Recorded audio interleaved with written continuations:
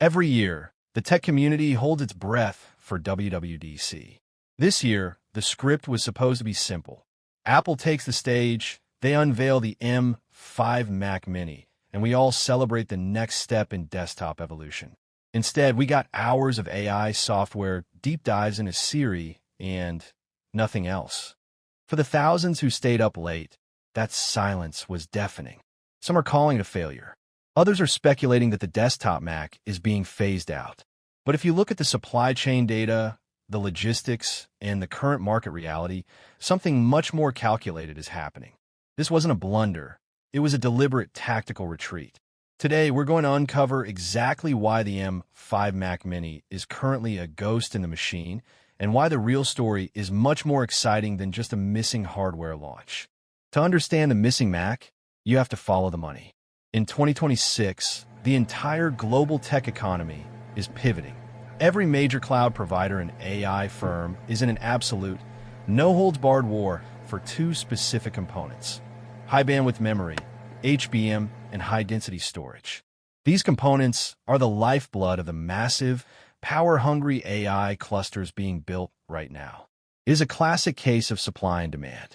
These corporations are buying up the entire global output of these parts, leaving crumbs for the consumer electronics market. Apple, despite its massive purchasing power, is not immune to these physics.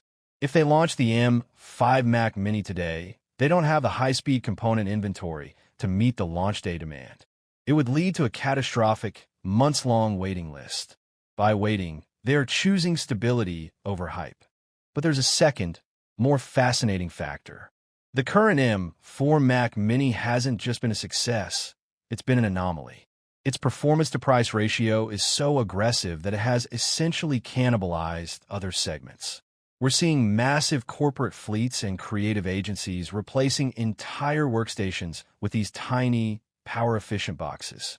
This unprecedented enterprise demand means the M4 is flying off the shelves faster than Apple can assemble them. Why launch the M5 now and disrupt a product that is currently having its best year ever?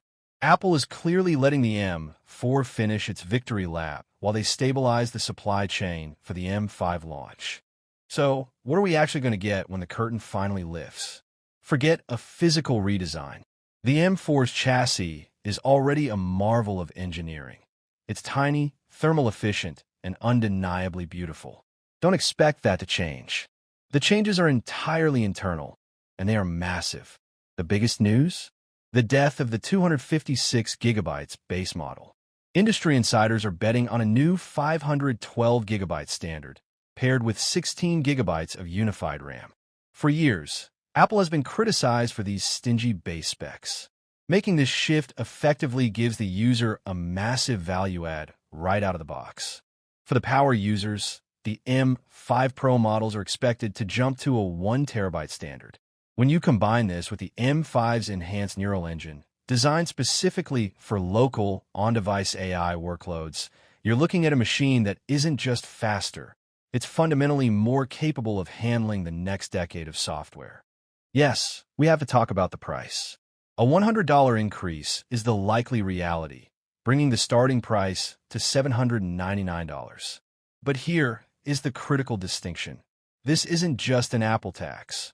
When you factor in the jump from 8 gigabytes to 16 gigabytes of RAM and the doubling of base storage, the actual cost per gigabyte is better than it has been in years. You're paying more upfront, but you're buying a machine that will stay relevant significantly longer. That is the definition of a value-oriented purchase. So, is the M5 Mac Mini dead? Absolutely not. It is coming, and it is coming during the traditional fall window, likely October or November 2026. Apple loves their fall events for a reason. It's when they update the tools we use to do our best work. If your current machine is still chugging along, my advice is simple: wait. The jump from the M4 to the M5, especially with those memory and storage improvements, will be the most significant budget upgrade Apple has offered in a long time. Are you holding onto your cash for the M5? Or does the current M4 offer everything you need right now? Let me know in the comments. And if you enjoyed this deep dive, don't forget to subscribe. We're tracking the supply sea. Hang closely, and you won't want to miss the update when those first official leaks hit. Thanks for watching.